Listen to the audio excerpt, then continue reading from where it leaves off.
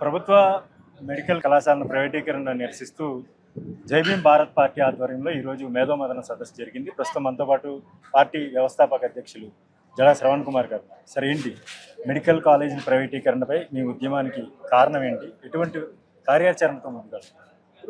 దీన్ని ఉద్యమం అని అనకూడదు. ఫస్ట్ పాయింట్, ఇది మన హక్కు. మన హక్కుని వేరే ఒకళ్ళు తీసుకుంటే హక్కు కోసం పోరాటం.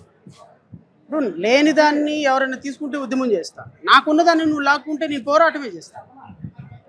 గవర్నమెంట్ మెడికల్ కాలేజీల కింద కేంద్ర ప్రభుత్వం నేషనల్ మెడికల్ కౌన్సిల్కి అప్రూవల్ ఇచ్చిన తర్వాత మీరు ఏదో బూచి చూపించి దాన్ని ప్రైవేట్ పరం చేస్తాను అంటే, ఇప్పుడు ఎస్సీ ఎస్టీ బీసీ మైనారిటీ పిల్లలు రేపొద్దున కోట్లు 2 కోట్లు పెట్టి మెడికల్ విద్యను కొనగలరా?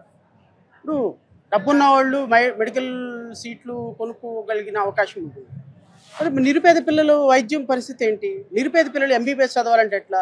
ఇప్పుడు కొత్తగా వచ్చిన కాలేజీలు, ప్రభుత్వ మెడికల్ కాలేజీలు, ప్రభుత్వం ఇంకా వాటిని ఇంకా 10 రూపాయలు ఎక్కువ ఖర్చు పెట్టి దాన్ని ఇన్ఫ్రాస్ట్రక్చర్ డెవలప్ చేసి నిరుపేదలకు మెడికల్ విద్య అందించాలి.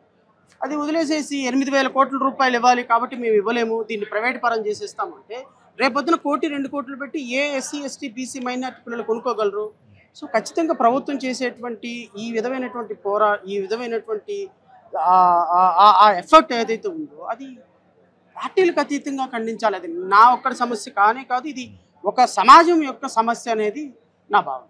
అంటే గతంలో వైఎస్ఆర్ కాంగ్రెస్ పార్టీ ఉన్నప్పుడు సెల్ఫ్ సస్టైనబిలిటీ అండ్ సెల్ఫ్ ఫైనాన్సింగ్లో భాగంగా కొన్ని సీట్లను కేటాయించడం జరిగింది. దానికి ప్రస్తుతం ప్రైవేటీకరణ అనేది కూటమి ప్రభుత్వం తీసుకున్నటువంటి పీపీపీ విధానానికి ఏంటి వ్యత్యాసం ఏంటంటే? గత ప్రభుత్వం తీసుకొచ్చిన విధానం కూడా తప్పే. ఆ విధానం పట్ల నేను హైకోర్టులో ఫైట్ చేస్తున్నాను. ఇప్పటికీ ఆ కేసు పెండింగ్ ఉంది. అంటే 17 లక్షలు 20 లక్షలు కేటగిరీగా విభజించి దాన్ని తీసుకొని వెళ్ళి ఆ డబ్బులు కట్టాలి అనుకునే విధానాన్ని కూడా నేను వ్యతిరేకం. ఇప్పుడు కన్వీనర్ కోటాలో 13,000 18,000 ఉన్న సీటుని 17 లక్షల రూపాయలు కట్టమనటం తప్పే. రేపొద్దున 50% సీట్లు ప్రైవేట్ వాళ్ళకి కేటాయించడం తప్పే. ఇప్పుడు గత ప్రభుత్వం ఏం చేసింది? పూర్తిగా గవర్నమెంట్లోనే ఉంచింది, కానీ సీట్లని బైఫర్కేట్ చేసి ఏబిసి అని బైఫర్కేట్ చేసి బి కేటగిరీకి సి కేటగిరీ సీట్లకి సెల్ఫ్ ఫైనాన్సింగ్ కోర్స్ అని పెట్టింది. ఇప్పుడు వీళ్ళు 50% గవర్నమెంట్లోనే ఉంచి 50% తీసుకెళ్ళి ప్రైవేట్లోకి ఇచ్చేస్తున్నారు. సో 50% ప్రైవేట్కి వచ్చిన తర్వాత ఏమవుతుంది అంటే, ఇప్పుడు నేనున్నాను ఒక మెడికల్ కాలేజీలో టెండర్ నేను పాడుకున్నాను, అనకాపల్లిలో లేకపోతే నర్సీపట్నం మెడికల్ కాలేజీ నేను పాడుకున్నాను. నా ప్రైవేట్ పరంగా నాకున్న బాధ్యత ఏంటి? బిల్డింగ్ కట్టాలి, ల్యాబులు కట్టాలి, ఇన్ఫ్రాస్ట్రక్చర్ డెవలప్ చేయాలి, దానికి సంబంధించి రిక్రూట్మెంట్ నేనే చేసుకోవాలి, హాస్పిటల్ అటాచ్డ్ హాస్పిటల్కి సంబంధించి నేనే కట్టుకోవాలి. ఇదంతా ఓవరాల్గా ఒక 1000 కోట్లు 500 కోట్లు అవుతుంది. ఈ 1000 కోట్లు 500 కోట్లు నేను ఎక్కడి నుంచి రికవరీ చేసుకుంటానండి? ప్రభుత్వం నాకు రూపాయి ఇవ్వదు కదా. సో 50% మెడికల్ కాలేజీ సీట్లు అమ్ముకునే వెసులుబాటు నాకు ఇస్తాను. అమ్ముకునే వెసులుబాటు నాకు ఇచ్చినప్పుడు నేనేం చేస్తాను? నేను 500 కోట్లు ఖర్చు పెట్టాను కదా, ఈ 500 కోట్లు ఎట్లా నేను రికవరీ చేసుకోవాలి? అమ్ముకొని. మెరిట్ లేకుండా ఎవడైతే కాలేజీ సీట్ కావాలో వాడికి 5 కోట్లకి 2 కోట్లకి 3 కోట్లకి అమ్ముకుంటా. ఈ విధంగా అమ్ముకునే విధానం 33 సంవత్సరాలు, which is extendable another 66 years. అంటే టోటల్గా 66 సంవత్సరాలకి మెడికల్ విద్యని ప్రైవేట్ పరం చేసేటువంటి విధానం. అయితే ఒకటి చెప్పండి సార్, ఇప్పుడు ప్రస్తుతం గత ప్రభుత్వంలో చూసుకుంటే 2,500 నుంచి 3,000 కోట్ల రూపాయలు ఆల్రెడీ మెడికల్ కాలేజీల నిర్మాణానికి ఇన్ఫ్రాస్ట్రక్చర్కి ఖర్చు చేసిన పరిస్థితి. ఇంకా దాదాపుగా పూర్తి కావాల్సిన మెడికల్ కాలేజీలకు సంబంధించి ఇంకొక 6 నుంచి 8,000 కోట్లు అవుతుందంటారు. లక్షల కోట్లు బడ్జెట్ ప్రవేశపెట్టినటువంటి ప్రభుత్వాలు ఈ 6,000 8,000 కోట్ల గురించి ఎందుకు ఆలోచిస్తున్నాయి? ప్రైవేట్ పరం ఎందుకు చేయాలనుకుంటున్నారు? ఎందుకు చేస్తున్నాయి అంటే, వెరీ గుడ్ క్వశ్చన్. ఎందుకు చేయాలి అంటే, మన రాష్ట్రంలో ఉన్నటువంటి మెడికల్కి వీళ్ళు ఇస్తున్నటువంటి రమారమి 20,000 కోట్ల రూపాయలు విద్యకి, మెడికల్ విద్యకి, వైద్యానికి వీళ్ళు కేటాయిస్తున్నారు. ఈ రోజున ఈ మెడికల్ కాలేజీలో 8,000 కోట్ల రూపాయలు కడితే పూర్తి స్థాయిలో రెడీ అవుతాయి. ఈ 8,000 కోట్ల రూపాయల దగ్గర ప్రభుత్వం దగ్గర డబ్బులు లేవా అంటే డబ్బులు ఉన్నాయి. కానీ ఇప్పుడు ఈ పీపీపీ మోడల్ అని చెప్పి తీసుకొచ్చి మీలాంటి ప్రైవేట్ వాళ్ళకి, నాలాంటి ప్రైవేట్ వాళ్ళకి అప్పచెప్తే వీళ్ళు పెట్టిన 300 కోట్ల రూపాయల ఇన్వెస్ట్మెంటు సంవత్సరంలో డబుల్ అవుతుంది, 600 కోట్లు అవుతాయి.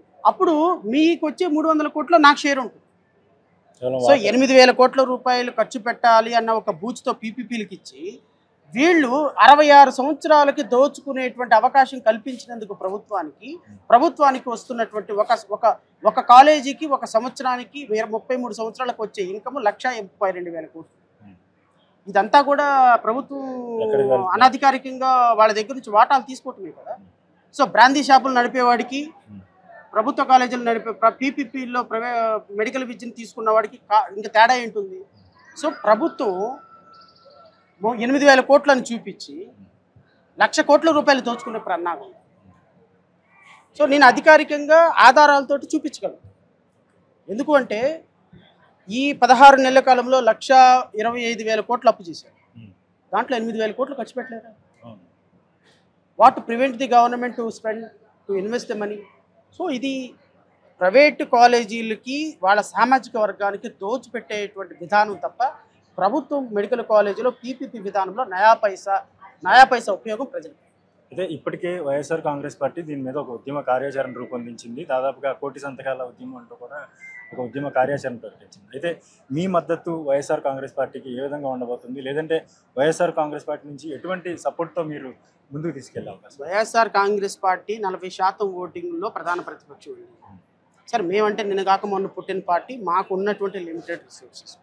నేను మా పార్టీ తరపు నుంచి నేను చేయగలిగిన కాంట్రిబ్యూషన్ ఏంటంటే ఒక 8 లక్షల సంతకాల సేకరణ చేసి ఆ పార్టీకి కూడా మేము కొంత సపోర్ట్గా ప్రజల దగ్గర నుంచి మద్దతు, ఇదిగో ఇంత మద్దతు ఉంది, ప్రజా పోరాటంలో అందరం భాగస్వాములు కావాలి, మా స్థాయి తగ్గట్టు మేము ఇప్పుడు మీ ఈరోజు మీటింగ్ పెట్టాం, వాళ్ళు వచ్చారు, 4 మాటలు చెప్పారు, రేపొద్దున వాళ్ళు ఏదన్నా ఒక ఉద్యమం చేస్తారు, మేము కూడా వెళ్తాం, సపోర్ట్ చేస్తాం.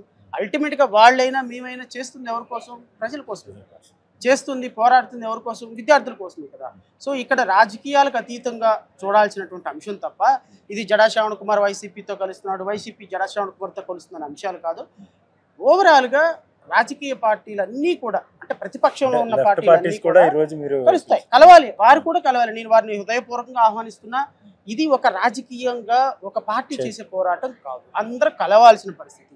భావితరాలకి, మన పిల్లలకి, మనం ఇప్పుడు మీ బాబు రేపు మెడికల్ సీట్ కోల్పోతాడు అనుకోండి, మీ బాబు వచ్చి ఉద్యమం చేయడుగా.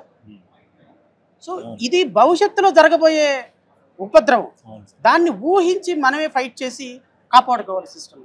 సో రాజకీయ పరంగా ఖచ్చితంగా మేము వారితో ఈ అంశం వరకు మాత్రం కలిసిపోతాం. సరే, ఇంకొక ప్రశ్న. తాజాగా అంటే గత ప్రభుత్వంలో పెద్ద ఎత్తున మద్యం కుంభకోణం జరిగిందంటూ కూడా దాదాపుగా ఒక ఎంపీ, సిట్టింగ్ ఎంపీని, మాజీ ఎమ్మెల్యేతో సహా కొంతమంది అధికారులు కూడా అరెస్ట్ చేశారు.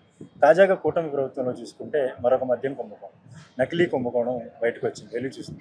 ఎట్లా చూస్తారు సార్ దీన్ని? అంటే ఇంకొక వైపు చూసుకుంటే మాకు ఇస్తున్నటువంటి పర్సంటేజీలు సరిపోవట్లేదని నిన్న మొన్న మద్యం దుకాణాల యజమానులు కూడా ధర్నా చేశారు. ఎలా చూస్తారు సార్? ఇప్పుడు ప్రభుత్వంలో వచ్చే ప్రతి ఇన్కంలో Telugu Desam party, Janasena party, BJP party వాళ్ళ అనుచరులకి కొంత దోచిపెట్టారు. ప్రభుత్వంలో వచ్చే ఇన్కమ్ వీళ్ళు తినడానికే సరిపోవటంలో కార్యకర్తలకు ఏమి ఇస్తారు? సో చోటా మోటా నాయకులకు ఇన్కమ్ సోర్స్ కింద ఏం చేశారు అంటే, రాష్ట్రంలో ఏ గ్రామంలో అయినా కుటీర పరిశ్రమ పెట్టుకోండి, నకిలీ మద్యం తయారు చేసుకోండి, ఇష్టం వచ్చినట్టు సీల్ వేసేసుకోండి, అమ్మేసుకోండి. ఒక లిక్కర్ బాటిల్ 90 రూపాయలు, 100 రూపాయలు పెట్టి తయారు చేసే ఒక లిక్కర్ బాటిల్ 10 రూపాయలు స్పిరిట్, 5 రూపాయల కలర్తో 15 రూపాయలతో బాటిల్ తయారైపోద్ది. సో 85 రూపాయలు లాభం, 85 రూపాయల్లో మార్జిన్ 30% షాప్ వాడికి ఇచ్చిన 60% నీకు వస్తుంది. సో ఈ విధంగా రాష్ట్రంలో ప్రతి ఒక్క గ్రామంలో తెలుగుదేశం పార్టీ ఆధ్వర్యంలో ఒక కుటీర పరిశ్రమ ఇది తాగేటువంటి మద్యం తాగేటువంటి వాళ్ళకి తెలుస్తుంది. మొన్న జరిగినటువంటి రైడ్స్లో కూడా తెలుగుదేశం పార్టీ నాయకులే ఉన్నారు. సో దీని మీద ఖచ్చితంగా ఒక ఒక ఒక అంటే మెడికల్ కాలేజీ లాగానే దీని మీద కూడా ప్రజా ఆరోగ్యం కోసం ఫైట్ చేయాలి. కూటమి ప్రభుత్వం అండి అన్ని విషయాలు ఫెయిల్. నకిలీ మద్యం పట్టుకున్న అధికారిని సస్పెండ్ చేశారు. ఎందుకు? 16 నెలల నుంచి జరుగుతుంటే ఎందుకు పట్టుకోలేదు అని. అది కరెక్టేనా? అంటే అధికారిని ఎందుకు పట్టుకున్నామని చెప్పి సస్పెండ్ చేసినారు. ఈ విధంగా ప్రతి గ్రామంలో వాళ్ళ ఎమ్మెల్యేనే చెప్పాడు కదండి, ఆ కొలికలపూడి శ్రీనివాస్ అనే ఎమ్మెల్యేనే, నా గ్రామంలో అధికారికంగా 40 బెల్ట్ షాపులు ఉన్నాయని ఆయనే చెప్పినాడు. నేనేం చెప్పలేదే. మరి ఆయన ఎమ్మెల్యేనే చెప్పినప్పుడు మరి మిగతా కాన్స్టిట్యున్సీలో ఎన్ని బెల్ట్ షాపులు ఉంటాయి? సో ఓవరాల్గా ఈ రాష్ట్ర ప్రభుత్వం మద్యం ప్రభుత్వం, కల్తీ ప్రభుత్వం, ఈ రాష్ట్ర ప్రభుత్వం విద్యను అమ్మేసే ప్రభుత్వం. ఒక విధంగా చెప్పాలి అంటే ఇది ఒక సార్ అన్నట్టు, కన్నబాబు గారు అన్నట్టు ఇట్స్ కార్పొరేట్ ప్రభుత్వం, ప్రజాప్రభుత్వం. కానీ ఎన్నికలకు ముందు మంచి మద్యం ఇస్తానని చంద్రబాబు నాయుడు గారు ఎన్నికల సభల్లోనే చెప్పిన పరిస్థితి. మద్యం తాజాగా చూసుకుంటే మంచి మద్యం తాగేవాడికి కాదు, అమ్మేవాడికి. సో అమ్మేవాడికి అది మంచిది అనిపించింది, అమ్ముతున్నాడు. తాగేవాడికి మంచిది అనిపించాలి కదా. సో నకిలీ మద్యం, కల్తీ లేని మద్యం ఇస్తానని చెప్పి ఎలక్షన్లో గెలిచిన ఏకైక దగులుబాజీ ముఖ్యమంత్రి ఎవడు ఉన్నాడు అంటే చంద్రబాబు నాయుడు. అంటే కానీ ప్రస్తుతం బయట విక్రయాలు జరుగుతున్నటువంటి లిక్కర్లో చాలా వరకు స్ప్యూరియస్ లిక్కర్ ఉందనేది వాదన వినిపిస్తోంది. ఈ ల్యాబ్స్లో కూడా ఎఫ్ఎస్ఎల్ ల్యాబ్స్లో కూడా అది కల్తీ మద్యమని నిర్ధారిస్తున్నారు. ప్రజల ఆరోగ్యం పట్ల ప్రభుత్వాలకి పట్టదంటారా ఈ మద్యం వ్యవహారం? సార్ ఇప్పుడు తాగేటువంటి సామాన్యుడికి అది కల్తీయా ఇంకోటి తెలియదు. తాగేది ఎందుకు? పాప పని చేసి వస్తాడు పొద్దు నుంచి, సాయంత్రానికి ఒళ్ళంతా నొప్పులు ఉంటాయి. ఇప్పుడు ఈ నకిలీ మద్యం తాగేది లేకపోతే చీప్ లిక్కర్ తాగేది ఎవరండి? బడుగు బలహీన వర్గాల వాళ్ళు, నిరుపేదలు, రిక్షాలు దొక్కేవాళ్ళు, చిన్న చిన్న పనులు, కూలీ పనులు చేసుకునేవాళ్ళు. వీళ్ళేమి స్కాన్ పెట్టి యాప్ పెట్టి చూసుకుని నకిలీదా కల్తీదా మంచిదా చూడరు కదా. తాగుతారు, మత్తు వస్తుంది, నిద్రపోతారు. అట్లా ఒక నెల రోజుల తర్వాత కదా కాళ్ళు చేతులు పడిపోయేది. అట్లా నెల రోజుల తర్వాత లివర్ ప్రాబ్లం వచ్చి హాస్పిటల్కి వెళ్ళేది. ఈ ఎవడకు పట్టింది? నాకు కావాల్సిన డబ్బులు నాకు వస్తే మార్జిన్ చాలు, నా ఎమ్మెల్యేకి డబ్బులు వస్తే చాలు, నా సర్పంచ్కి డబ్బులు వస్తే చాలు, మా టీడీపీకి మా జనసేనకి డబ్బులు వస్తే చాలు. ఎవరు ఏం మాట్లాడరు. దీనికి కేంద్ర ప్రభుత్వం అండదండలు. వాట్?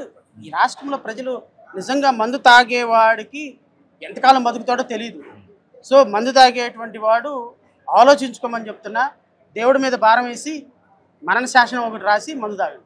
ఒకటి చెప్పండి సార్, ఫైనల్గా మెడికల్ కాలేజీలకు సంబంధించి ప్రైవేటైజేషన్ వ్యవహారం కావచ్చు, లేదంటే ఈ నకిలీ మద్యం వ్యవహారం కావచ్చు, ప్రజల్లో ఇప్పటికే కొంత వ్యతిరేక భావన కనిపిస్తోంది.